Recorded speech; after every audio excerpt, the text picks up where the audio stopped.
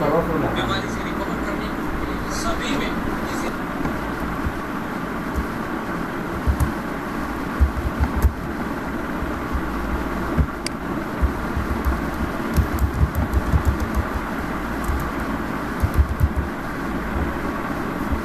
तो हम last class में हमने थोड़ा सा वेरिएबल्स के बारे में पढ़ा था, तो आज हम थोड़ा सा इसका वेरिएबल्स, कुछ लूप्स हैं हमारे, फॉर लूप है और sorry while loop, if condition, इनके बारे में आज थोड़ा सा हम एक इंट्रोडक्शन क्लास लेंगे और थोड़ा इसके बारे में पढ़ेंगे। क्योंकि कोई भी प्रोग्रामिंग लैंग्वेज हो तो वहाँ पर आप हर प्रोग्रामिंग लैंग्वेज में ना कुछ बिना इनके जो कंट्रोल स्टेटमेंट्स, लूप्स, इनके बिना हमारा कोई भी काम हमारा वर्क नहीं करता। तो बेसिकली अब इनके बारे में हम एक एक करके अब स्टार्ट करते हैं। सबसे पहले मैंने वेरिएबल के बारे में आपको बताया भी था कि वेरिएबल क्या होते हैं, है ना। तो उसके बारे में आपको बताया था how to declare a variable, declare कैसे करते हैं उसको, उसकी वैल्यू कैसे आप असाइन करेंगे, इनिशियलाइज कैसे करते हैं वेरिएबल। तो आज हम उन्हीं के बारे में थोड़ा सा एक बार जल्दी से रिवीजन कर लेते हैं और फिर हम स्टार्ट करते हैं। तो वेरिएबल तो मैंने बता ही दिया था, व्हाट इज वेरिएबल। वेरिएबल क्या होता है हमारा, where we can store the value in the memory location, है ना। मेमोरी लोकेशन में जहाँ पर हम वैल्यू स्टोर करते हैं और जिस ऑब्जेक्ट में डालेंगे दैट इज कॉल्ड वेरिएबल। यानी वेरिएबल हमारा वो ऑब्जेक्ट है जिसके अंदर कोई वैल्यू स्टोर कर रहे होंगे हम, ठीक है। और एक दूसरे वर्ड में हम बोल सकते हैं variable hold a single data value. कोई भी वैल्यू है उसको होल्ड करने के लिए हम यूज़ करते हैं वेरिएबल। तो अब आता है वेरिएबल के टाइप्स, बहुत इंपॉर्टेंट है यहाँ पर ये टाइप्स ऑफ वेरिएबल। वेरिएबल्स जो इन एसक्यूएल, ठीक है। तो अब हमें इसके अंदर जो हमारे क्या कहते हैं, सर्वर के अंदर हमारे यहाँ पे जो वेरिएबल के टाइप्स कैसे कितने होते हैं। वैसे तो आप जो नॉर्मली हम अलग अलग ले लेते हैं, लेकिन यहाँ पर जो सर्वर में हमारे दो तरह के जो बेसिकली टू टाइप्स के हमारे वो होते हैं वेरिएबल्स। एक होता है हमारा लोकल वेरिएबल,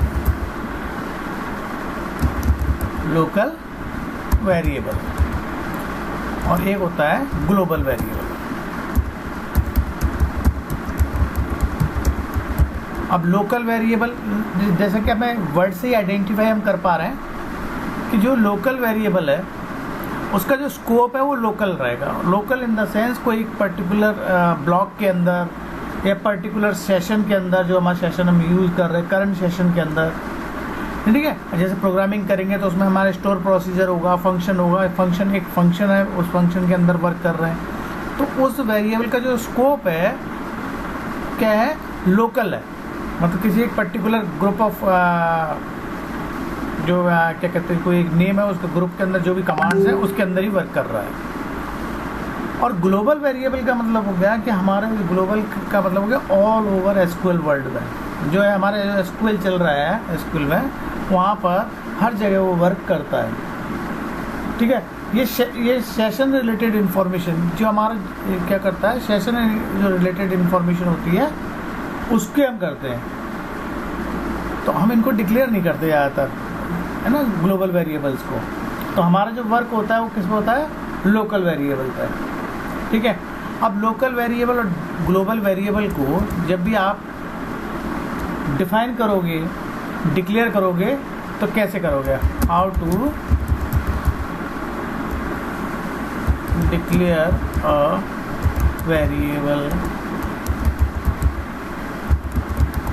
कौन सा, लोकल एंड ग्लोबल।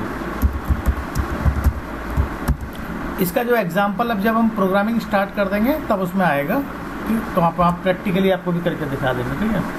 जब लोकल वेरिएबल जब डिक्लेयर करते हैं हम, तो उसमें क्या करेंगे हम, उसका सिंटेक्स क्या है, हम डिक्लेयर करते हैं,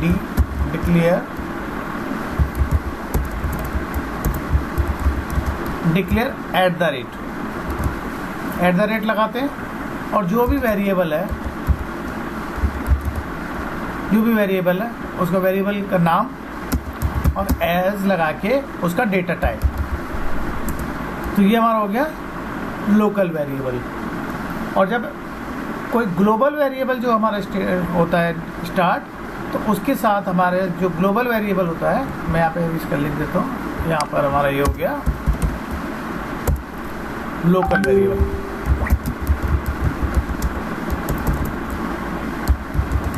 ये हो गया लोकल वेरिएबल। ग्लोबल वेरिएबल क्या है? ग्लोबल वेरिएबल जो भी हमें स्टार्ट होगा, जो भी आपके साथ एट द रेट और जो भी वेरिएबल का नाम होगा यहाँ पर,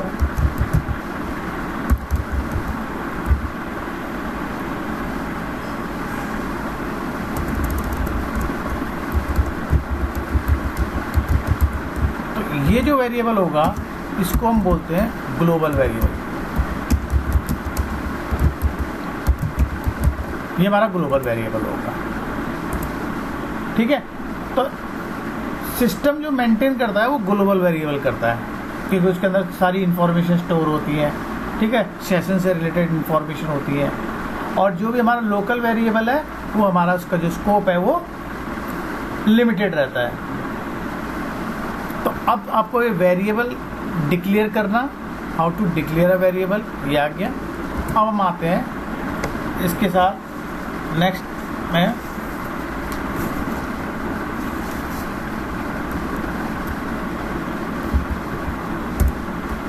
अब दो तरीके से हमें वेरिएबल डिक्लेयर कर देते हैं। यहाँ पे एग्जांपल ले लेते कुछ एग्जांपल्स, जिससे हमें समझ में आता जाएगा, ठीक है। तो मैंने लिया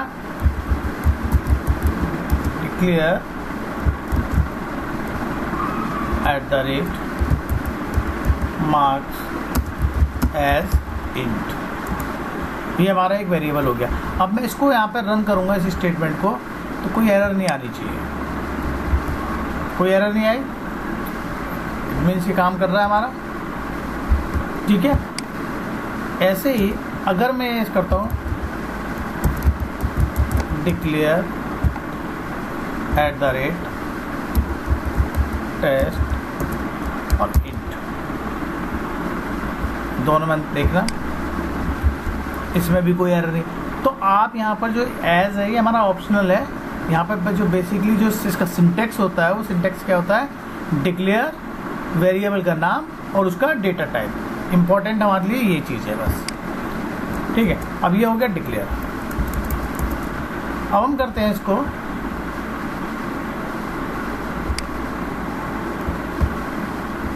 इनिशियलाइजेशन, यानी कि assigning a value to SQL variable, यानी कि हम उस जो भी हमारी क्या कहते हैं आपने वेरिएबल लिया है उसकी वैल्यू कैसे असाइन करेंगे, ये हमारा। तो इसके अंदर यहाँ पर हमारा क्या है कि अब यहाँ पर कैसे करेंगे एसक्यूएल में, ये डिफरेंट करता है। देखो माई एसक्यूएल में कहीं अलग तरीके का होता है, तो थोड़ा सा कहीं हर क्या कहते हैं सॉफ्टवेयर्स में डिफरेंट तरीके से कहीं ना कहीं हो जाता है। तो वहाँ पे एक साथ कर सकते हैं माई एसक्यूएल में, यहाँ अलग अलग करते हैं हम लोग, ठीक है। कैसे? With the help of set command. Set जो भी हमने वेरिएबल लिया और उसका वेरिएबल का name is equal to then value. ये हमारा उसका कुछ सिंटेक्स है किस तरीके से, है ना। तो अब मैं एक करके दिखाते हैं हम लोग यहाँ पे। डिक्लेयर एक वेरिएबल ले लेते कोई भी, marks in set at the rate marks is equal to 90। तो ये अब हमारे इससे क्या हो गया, ये हमारा डिक्लेयर हो गया। देखिए कहीं कोई एरर नहीं आई, हमने इस ब्लॉक को एग्जीक्यूट कराया तो कोई एरर नहीं है। तो ये वो दो चीज़ हमारी समझ में आ गया, how to declare a variable, how to assign a variable. अब नेक्स्ट चलते हैं। ये क्लियर हो गया। यूजिंग सेट,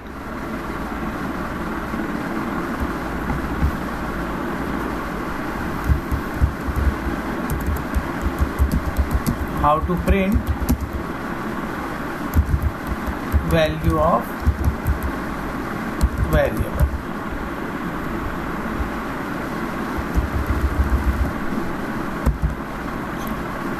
इसको देखते हैं। अब ये सारा हम यहाँ पर क्या करेंगे, ये सारे को कॉपी कर लेते हैं हम यहाँ पे, क्योंकि हमें देखना है। तो यहाँ प्रिंट के लिए क्या है, सिंटेक्स क्या है इसका, प्रिंट कोई भी हो और उसके बाद वेरिएबल नेम, वेरिएबल नेम, ठीक है ना। अब एक एग्जांपल लेके चल लेते हैं यहाँ पर।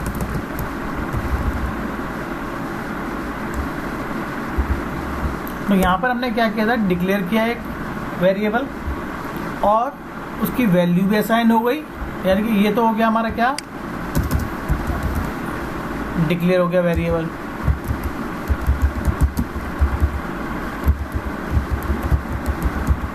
और ये यहाँ पर क्या हुआ इसमें हमारा, असाइन हो गई।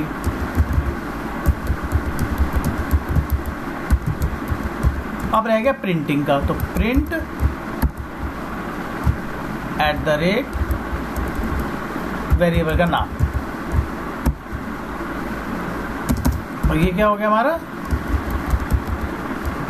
Print the variable. ठीक है, अब हम इसको रन करा के देखते हैं।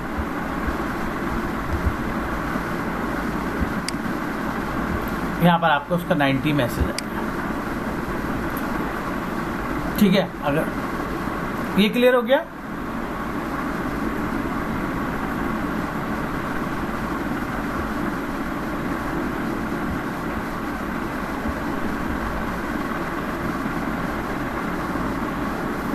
ठीक है, तो ये क्लियर हो गया ना यहाँ तक।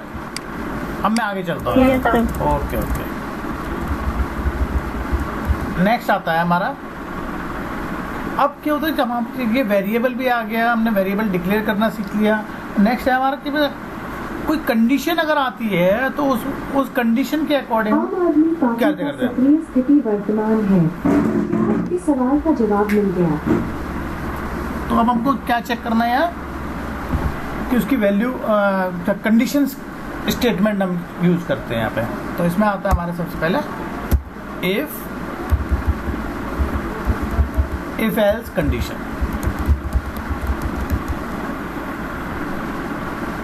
इफ एल्स कंडीशन, अब इफ एल्स कंडीशन में क्या होता है कि जब भी आपकी कोई वैल्यू आती है, उस वैल्यू को चेक करेगा। तो हम ज़्यादातर कंडीशन हमारी क्या है, जो भी हम वैल्यू के साथ चेक करेंगे, तो अगर एक कंडीशन चेक कर रहे हैं तो उसमें आंसर उसका येस और नो है, येस आना है या नो आना है।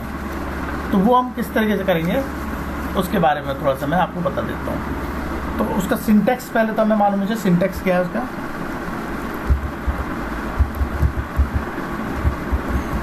सिंटेक्स है इसका, कोई भी इफ कंडीशन होगी, इफ देन इफ के साथ कंडीशन होगी। ये कंडीशन अगर सेटिस्फाइड है, इट मीन्स कंडीशन ट्रू है, तो यहाँ पर आपका कोई भी स्टेटमेंट, जो भी वो स्टेटमेंट होगा, ये स्टेटमेंट आपका रन करेगा। Statement number 1। अगर कंडीशन फॉल्स है, अगर कंडीशन फॉल्स है तो कौन सा स्टेटमेंट चलेगा, स्टेटमेंट नंबर 2 एग्जीक्यूट होगा। ये हमारा सिंटेक्स हो गया इफ का। पहले कंडीशन होगी, स्टेटमेंट अगर कंडीशन ट्रू है तो ये चलेगा नहीं। और अगर ये जो स्टेटमेंट है, अब जो मैं इसके बाद लिखने वाला हूँ यहाँ पर, ये स्टेटमेंट क्या करेगा, ये इसका पार्ट नहीं है, तो ये स्टेटमेंट आपका एग्जीक्यूट होगा चाहे कंडीशन ट्रू हो या फॉल्स हो। तो इसके साथ कुछ हमारे क्या है, कुछ रूल्स हैं, वो आपको याद रखने हैं।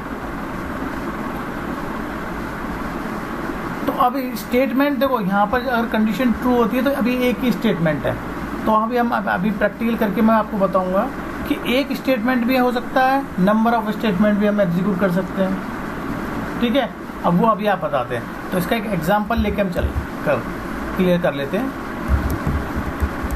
एक एग्जांपल ले लेते हैं इफ एल्स का।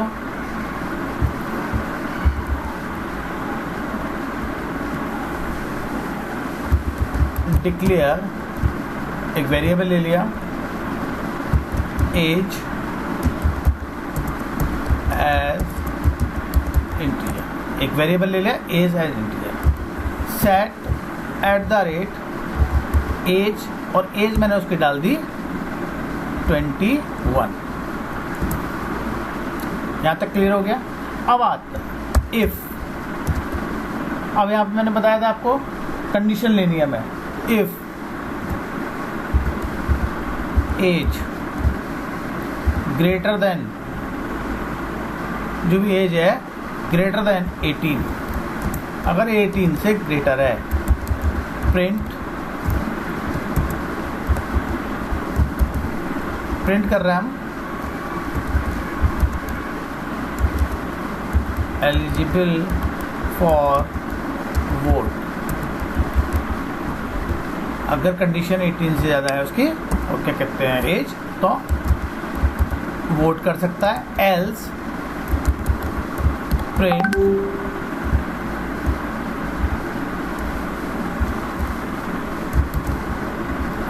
यहाँ पे डाल रहे हैं नॉट एलिजिबल फॉर वोट। तो मैंने आपको क्या बताया था आपको कि अगर कंडीशन ट्रू होगी तो ये स्टेटमेंट एग्जीक्यूट होगा, और नहीं तो वो।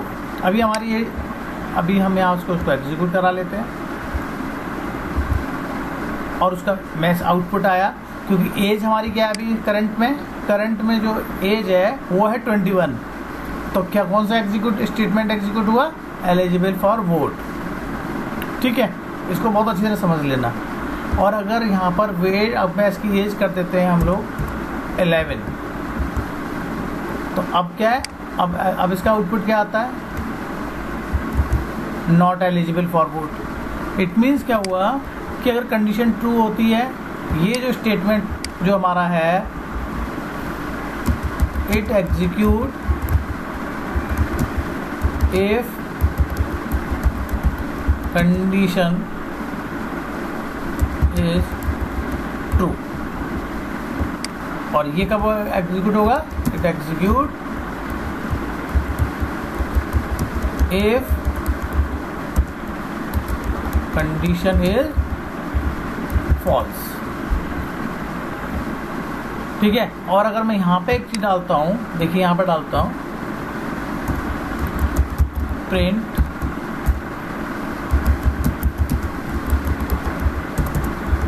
End of programme. अब हम इसको रन करते हैं, तो आप देखेंगे चाहे कंडीशन ट्रू हो या फॉल्स हो, ये जो स्टेटमेंट है ये इफ का पार्ट नहीं है। इस कंडीशन का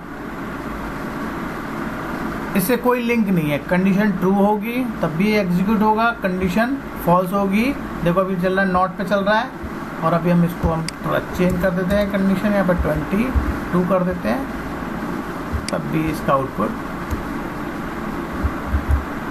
आ गया। तो ये क्लियर हो गया। Yes sir. हाँ, कंडीशन, हाँ कंडीशन ट्रू होगी तब भी और कंडीशन फॉल्स होगी तब भी। अब आता है क्वेश्चन कि क्या हम केवल एक ही स्टेटमेंट को हम चला सकते हैं कि कंडीशन फॉल्स हो। तो यहाँ पर हमारा रहता है कि हम ब्लॉक, ये जो कंडीशन अगर ट्रू या फॉल्स की डिपेंड करता है कि उसका हम ब्लॉक भी हम रन करा सकते हैं। सपोज करो मैं चाहता हूँ ये भी आना चाहिए, और ये जो मैसेज है ये वाला, ये मैसेज भी आना चाहिए। तो मैं यहाँ पर एक ब्लॉक और कर देता हूँ, प्रिंट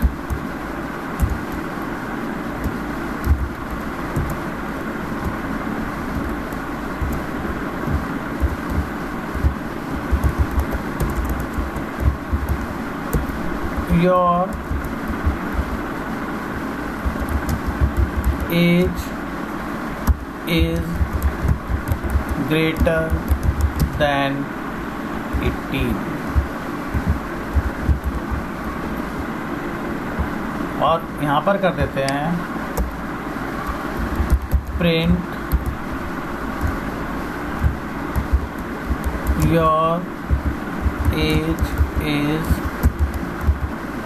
लेस देन 18। अब देखिए अब क्या हो गया कि अब मैं ये यहाँ पे हम चाह रहे थे कि हम जो भी है कि अब हम ये चेक करना चाह रहे हैं कि अगर कंडीशन ट्रू होगी तो क्या ये दोनों स्टेटमेंट चलेंगे, क्योंकि ये दो इसी के साथ आ रहे हैं। और एल्स पार्ट यहाँ आ गया, लेकिन यहाँ पर रेड मार्क कर रहा है, इट मीन्स कहीं ना कहीं एरर है। तो हम इसको रन करा के देखते हैं, ये वर्क नहीं करेगा। एक मैसेज आया incorrect syntax near the keyword else, else के पास नहीं है। तो अब आपको क्या करना है, कभी इस तरह का कोई क्वेश्चन आता है कि जहाँ पे आपको कंडीशन ट्रू हो तो नंबर ऑफ स्टेटमेंट या कोई ब्लॉक बनाना है, तो यह ब्लॉक कैसे बनेगा। तो जब भी जाना कि block statement should start with the keyword begin and close the keyword with keyword and. अब अगर मेरे को ये पूरा का पूरा यहाँ पे वो चाहिए ब्लॉक एग्जीक्यूट कराना है, तो मैं यहाँ पे कीवर्ड लिखूंगा बिगिन। और कहाँ तक कराना है, जहाँ तक कराना है उसका एक ब्लॉक बनाना है, उस ब्लॉक को, इस ब्लॉक को स्टार्ट किया वहाँ से और इसको यहाँ बंद कर दिया एंड। तो देखो जैसे ही मैंने एंड किया तो उस ब्लॉक की स्टार्टिंग और एंडिंग पोजीशन के बीच में जो स्टेटमेंट है वो दिख रहा है, और स्टार्टिंग और एंडिंग पॉइंट भी आपको शो हो रहा है कि हाँ भाई ये ब्लॉक यहाँ से ओपन हुआ है, यहाँ क्लोज हुआ है। सेम कंडीशन हमें इसके साथ करना पड़ेगा, यहाँ भी हमें यही काम करना पड़ेगा। यहाँ पर क्या करना पड़ेगा, बिगिन और एंड। अब देखते हैं, अब इसको देखते हैं प्रोग्राम को। तो अब अगर कंडीशन मेरी ट्रू हुई तो ये दो स्टेटमेंट एग्जीक्यूट होंगे एक साथ। फॉल्स हुई तो ये दोनों एक साथ होंगे। करके देखते हैं रन इसको। यस हो गया। Eligible for vote because the age is more than 18। और इसमें मैसेज भी आ गया हमारा। तो दोनों मैसेज कब आए, कौन कौन से दो, फर्स्ट जो मैसेज हैं ये दोनों तब आए जब हमारी कंडीशन ट्रू है। और अगर कंडीशन को हम यहाँ पर एज उसको कम कर देते हैं हम, अब हम इसको रन कराते हैं। अब क्या है, नॉट एलिजिबल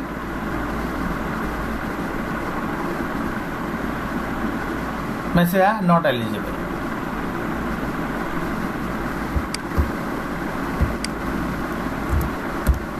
ठीक है, ये एलिजिबल नहीं है। अब ये जो पार्ट है ये वाला हमारा है, ये जो स्टेटमेंट है ये इस इफ का पार्ट नहीं है और इफ के सर्किल में भी नहीं आ रहा है। तो यानी कि ये हमारा इफ से अलग है। तो यहाँ चीज़ ये आपको क्लियर हो गया। अगर आपको नंबर ऑफ ब्लॉक्स बनाने हैं, ब्लॉक कैसे बनता है, with the help of begin और एंड। तो वो एक ब्लॉक बन गया। अब यहाँ से इफ कंडीशन का एक यहाँ से यहाँ तक का एक ब्लॉक बन गया, और देन एल्स के बाद एक ब्लॉक और बन गया। हमने दो ब्लॉक अपने यूज कर लिए। इसमें किसी को कोई डाउट हो तो बताइए।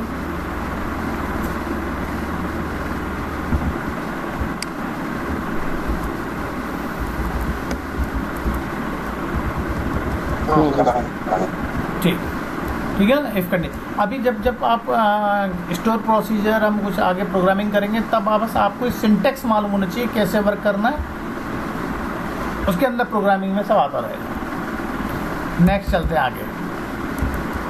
एक है, अभी देखो यहाँ पर हम केवल एक ही कंडीशन चेक कर रहे थे अभी तक। ठीक है, अब करते केस स्टेटमेंट। Case statement. अब केस स्टेटमेंट में क्या होता है हमारा कि यहाँ पर हम क्या करते हैं, जब आपके पास कोई एक से ज़्यादा कंडीशन आपको चेक करनी है देन हम we can use case statement. ठीक है, सपोज करो जैसे बहुत सारी 2-3 कंडीशन एक साथ आ जाती हैं। कैसे? Select star from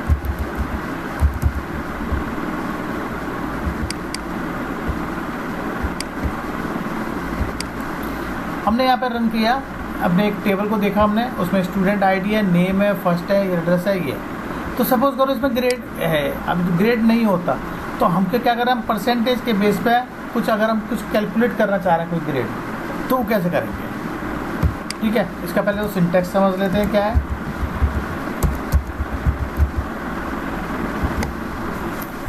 syntax case का एक तो केस कीवर्ड है, केस जो भी केस होगा,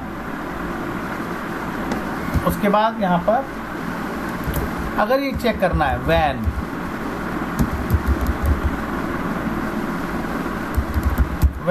then condition then result.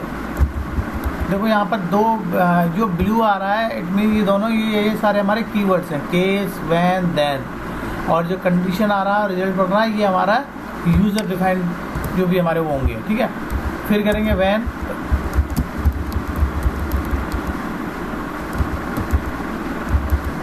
Then when. ये एंडलेस है, तुम कितनी भी कंडीशन आप चेक करा सकते हो इस तरीके से। जहां तुम्हारा लगता है कि आप यहाँ पर कंडीशन खत्म हो गई, वहां पर आपको एल्स पार्ट लिखे लेंगे, एल्स, और जो भी रिजल्ट प्रिंट करना है वो करा दीजिए, और यहाँ पर एंड। तो ये हमारा हो गया सिंटैक्स, ये हमारा एक सिंटैक्स हो गया। अब इसका एक एग्जांपल मैं आपको बता देता हूँ। मैंने यहाँ लिखा हुआ है तो यहीं से ले लेते हैं हम।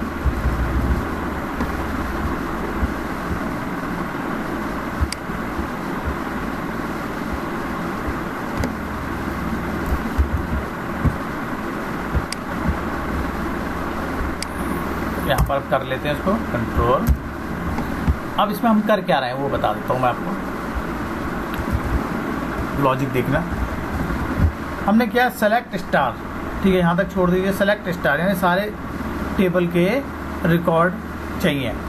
अब यहाँ पे हमने लगाया केस। केस किस कैसे व्हेन परसेंटेज ग्रेटर देन 94। अगर परसेंटेज कहाँ है, ये वाली, ये ग्रेड तो आ ही रहा है, हम कुछ अलग ग्रेड कर रहे हैं अब हम। ठीक है, कैलकुलेट कंडीशन पे चेक कर रहे हैं। व्हेन परसेंटेज, अगर ये परसेंटेज हमारा जो ये दिख रहा है आपको डेटा में, अगर ये परसेंटेज 94 से ग्रेटर है तो ए आएगा, 94 से ग्रेटर है तो ए, और ग्रेटर देन इक्वल देन 90 से ग्रेटर देन इक्वल देन है तो ए माइनस। ठीक है, और 87 से ज़्यादा है या 87 है बी। इसका मतलब क्या है, आप कहेंगे कि कंडीशन बार बार एक जैसी आ रही है। अगर एक कंडीशन ट्रू हो गई तो वो दूसरे रिकॉर्ड पे चला जाता है फिर। ठीक है ना, तो इस तरीके से यहाँ पे हम कंडीशन इसको एक एक करके सारी कंडीशन चेक कर रहे हैं, हर रिकॉर्ड की कंडीशन चेक करेगा, और अगर 60 या 60 से कम है तो फेल। और अब क्या होगा, यहाँ पर देखो, यहाँ पे हमने इसको कर दिया एंड एज ग्रेड, इसका एक एलाइज नेम दे दिया इस कॉलम का ग्रेड। और कहाँ से ये सारा जो डेटा है कहाँ से ले रहा है, from student record. And student record की हमारे पास एक क्या है, एक टेबल है, और वहाँ से हम इसको रीड कर रहे हैं। तो अब हम इसको यहाँ से रीड करते हैं, इसको एग्जीक्यूट भी करा के देखते हैं।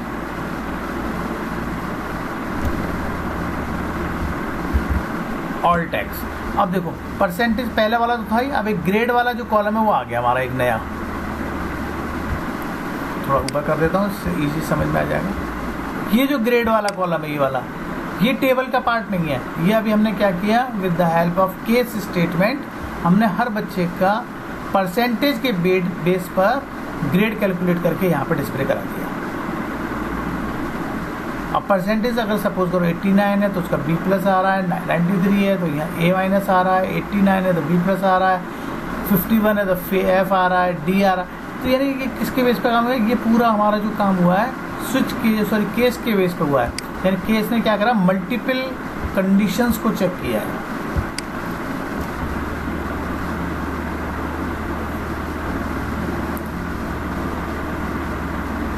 केस हमारा क्या कर रहा है, मल्टीपल कंडीशन को चेक कर रहा है। उसके थ्रू हमारे पास वैल्यूज कैलकुलेट होने के बाद आ गया। तो अब आप क्या करें, मतलब यहाँ पे जब आप समझेंगे, देखो जैसे हमने केस में किया है, ऐसे हम और प्रोग्रामिंग में करेंगे कि जो डेटा तो आएगा डिफरेंट, जो भी आप यूज़ कर रहे हैं फ्रंट एंड उस टेबल से, लेकिन आपको बेसिक इफ कंडीशन का है, इफ है, वाइल है, स्विच केस है, इनको बेसिक आपको इनके यूजेस आने चाहिए कि आपको कौन सी चीज़ कब यूज़ करनी है।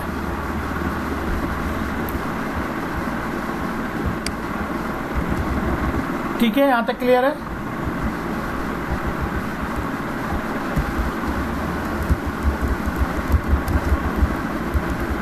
अब आता है नेक्स्ट वाइल लूप। मैं आपको केवल अभी यहाँ पर केवल इंट्रोडक्शन दे रहा हूँ अभी इनका, लेकिन अब जब हम नेक्स्ट क्लास करेंगे उसमें आप फंक्शंस करेंगे, तो फंक्शन में इनको इन्हीं कंट्रोल स्टेटमेंट को फंक्शंस में यूज़ करना है।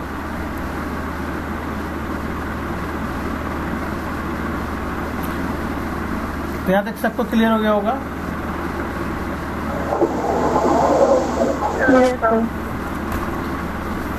चलिए, अब आ जाता है वाइल लूप। वाइल लूप की क्या ज़रूरत पड़ती है? वाइल, देखो कोई भी कंप्यूटर की लैंग्वेज हो, सब जगह if, case, while, for, do while, ये कंट्रोल स्टेटमेंट हर लैंग्वेजेस में होंगे, चाहे C++ हो या SQL हो, जावा हो, जो भी आप XYZ लैंग्वेजेस होगी, सब जगह लूप्स और ये सब चीज़ें कंट्रोल स्टेटमेंट, बिना इसके कोई प्रोग्रामिंग नहीं हो पाएगी। तो आपको अगर फंडा आता है, क्लियर आता है कि हाँ भाई ये कंट्रोल स्टेटमेंट कैसे वर्क करता है, तो हर जगह आप यूज़ कर सकते हो किसी भी लैंग्वेज में।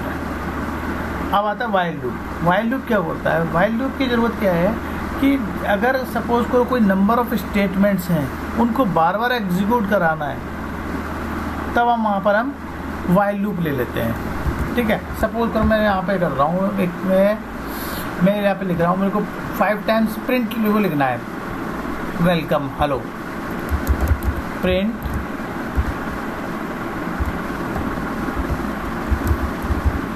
हेलो। एक बार लिखा, प्रिंट हेलो, ये तो भाई अब मैं इसको रन कराऊंगा तो 2 बार स्टेटमेंट लिखा नहीं लिखा मैंने। लेकिन अगर यही चीज़ मेरे को 15 टाइम्स, 20 टाइम, 100 टाइम्स, 500 टाइम्स अगर लिखना है, तो मैं ऐसे लिखते लिखते तो काफ़ी लंबा हो जाएगा। तो हम इस तरह के जो स्टेटमेंट होते हैं, जिनको हमें कंटिन्यू कुछ करना है, कुछ एग्जीक्यूट कराना है या उनके साथ कोई कैलकुलेशन करनी है, तो हम यहाँ पर वाइल लूप का यूज़ करेंगे। ठीक है, वाइल लूप का सिंटैक्स बता देता हूँ पहले, जब सिंटैक्स बता देंगे फिर हम आगे चलेंगे।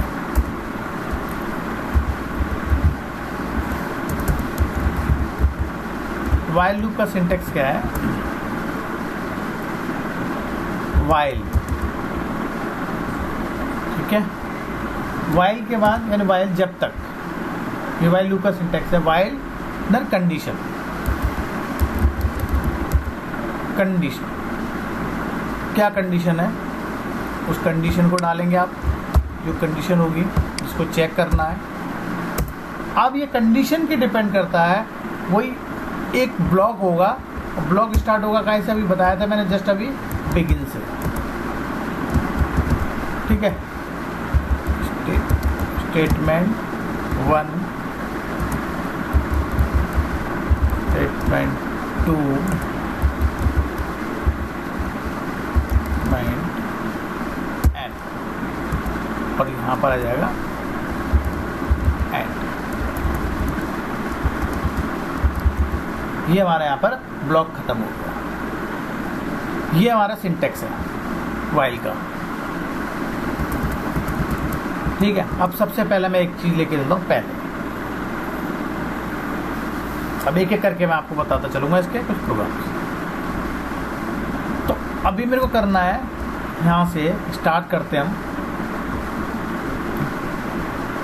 वाइल। देखो आपको समझ में आएगा। वाइल मैं एक वेरिएबल ले लेता हूँ पहले, डिक्लेयर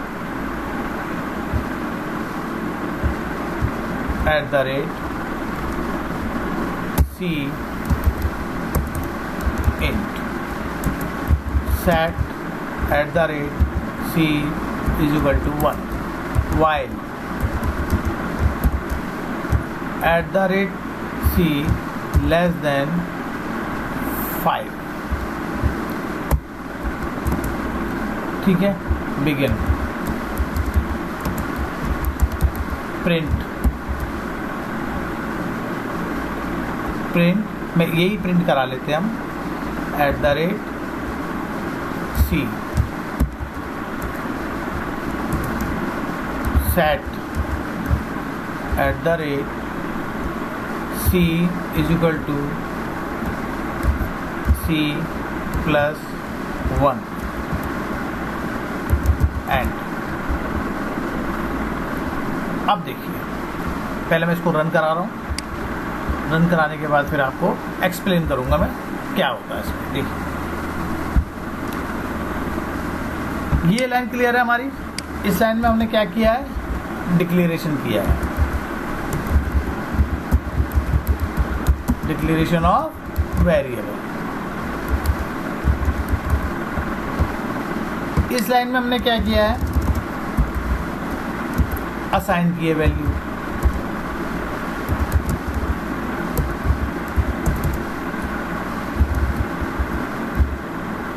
असाइन वैल्यू किया। अब वाइल में हमने क्या किया है, वाइल में यहां पर हमने कंडीशन डाला है। ठीक है, क्या कंडीशन डाला है कि c की वैल्यू जब तक 5 से लेस है, ठीक है, 5 से लेस है तब तक ये एग्जीक्यूट होगा। If value of c is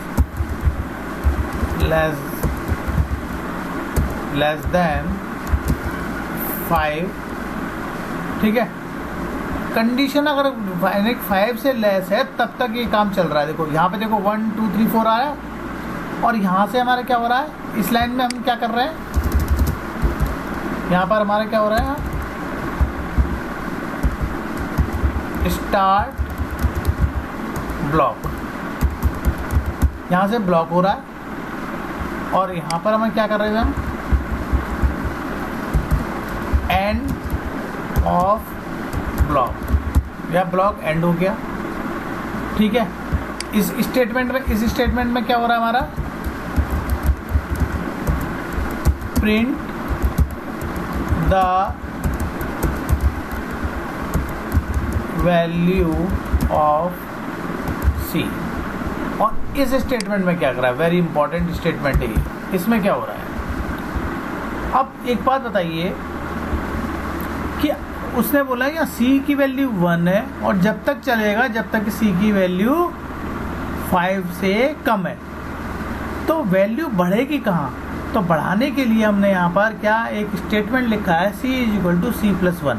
तो यहाँ पर ये क्या काम करेगा, it works as a counter. ठीक है, इट काउंट्स द लूप। ये लूप को काउंट करेगा कि अब 5 से हुए कम नहीं, पहले बार में 1 होगी, फिर 2 होगी, फिर 3 होगी, फिर इसकी वैल्यू 4 होगी, फिर 5 होगी। तो देखेगा जैसे 5 होगी कहेगा 5 से कम करना है मेरे को, तो 5 से कम हो तब तक रखना है। अब 5 हो चुकी है तो यहाँ से वो उस लूप से बाहर निकल जाएगा। अगर हम ये स्टेटमेंट नहीं लगाते तो ये नेवर एंडिंग लूप बन जाएगा। कैसे कि c की वैल्यू 1 रहेगी, जो हमारा c की वैल्यू है उसमें कोई इंक्रीमेंट हो नहीं रहा कहीं, और हमने बोल दिया उसको जब तक 5 ना हो तब तक चलता रहे। तो 5 उसकी लाइफ में कभी इसमें इस एग्जीक्यूशन टाइम में होगी नहीं पूरी, और तुम्हारा जो स्टेटमेंट है कभी उसका एंड होगा नहीं। ये क्लियर हो गया?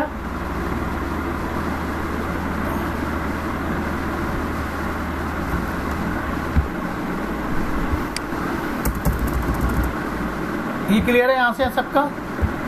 एक एग्जांपल, यस सर। एक एग्जांपल ले लेते हैं। Print 10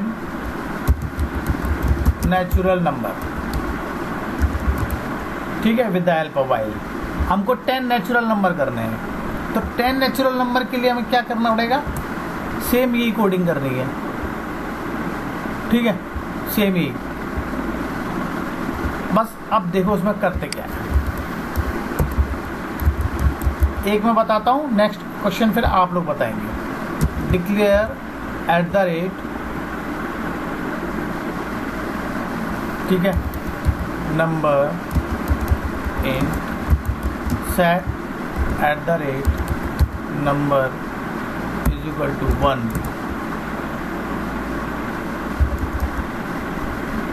while at the rate num less than equal than 10, ठीक है,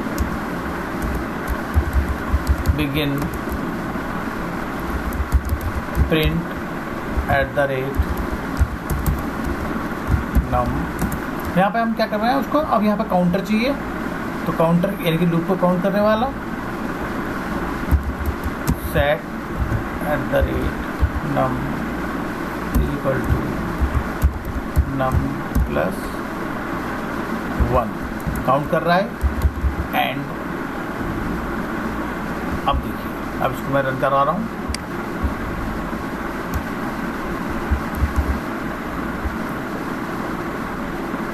यहाँ देखेंगे 1 से लेके 10 जो हमारे नेचुरल नंबर है वो हमारे प्रिंट हो गए।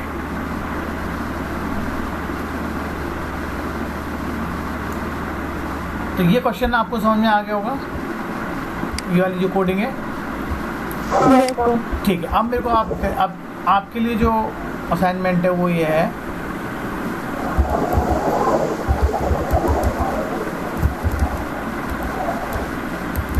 Print 10 even number. अब मेरे को इवन नंबर चाहिए 10, तो मेरे को क्या करना है आप बताते चलेंगे, मैं इसको कॉपी कर लेता हूँ।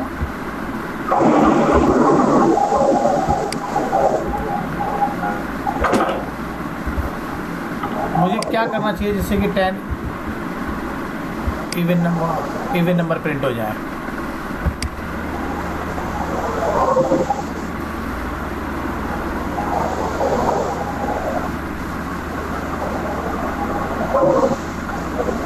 बताइए।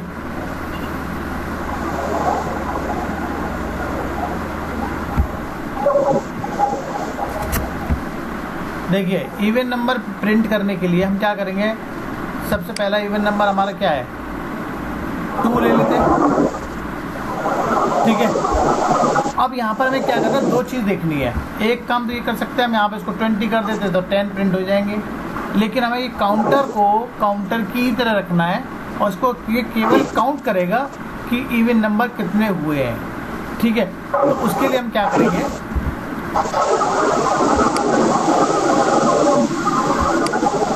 हम यहाँ पर एक वेरिएबल और ले लेंगे,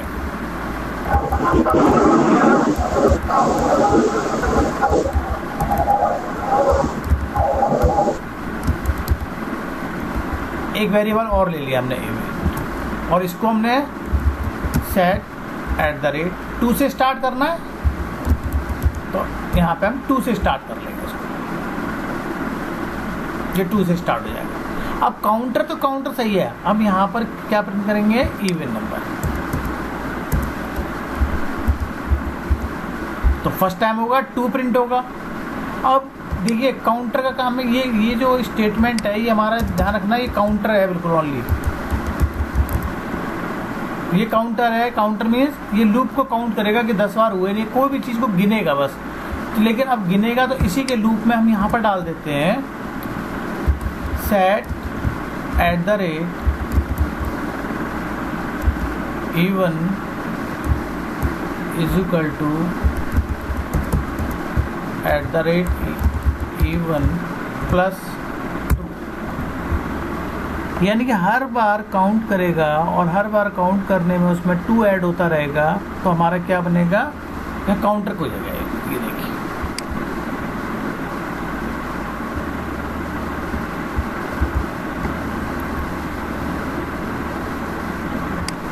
यहाँ देखिए क्या हुआ, 1, ये हमारा 1। तो अब यहाँ तो 2 4 आ रहा है, लेकिन इस चीज़ को काउंट कौन कर रहा है, इस चीज़ को नम जो है, नंबर 1 है ना, नंबर ये काउंट कर रहा है। तो ये काउंट करके बता रहा है कि ये पहला नंबर है, ये सेकंड नंबर है, थर्ड नंबर है, फोर्थ नंबर है, फिफ्थ है, सिक्स्थ है, सेवन्थ है, एट्थ है, नाइन्थ है, टेंथ है। तो इसको काउंट करने का काम है नंबर का, जो भी हमारे यहाँ वेरिएबल नंबर है। और जो इवन नंबर है वो लिया है, हम लोग वो लिया है, उस नंबर को प्रिंट किया है, और उसमें हमने क्या किया है, उस लूप के अंदर उसको हर राउंड में उसके साथ 2 को ऐड कर दिया है, हर राउंड में 2 को ऐड कर दिया है।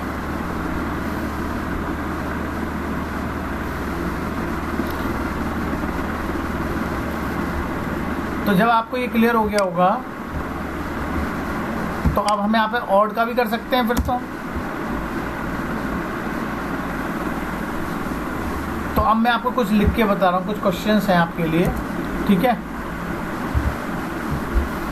मैं कुछ क्वेश्चंस आपको बता रहा हूँ यहाँ पर, ठीक है।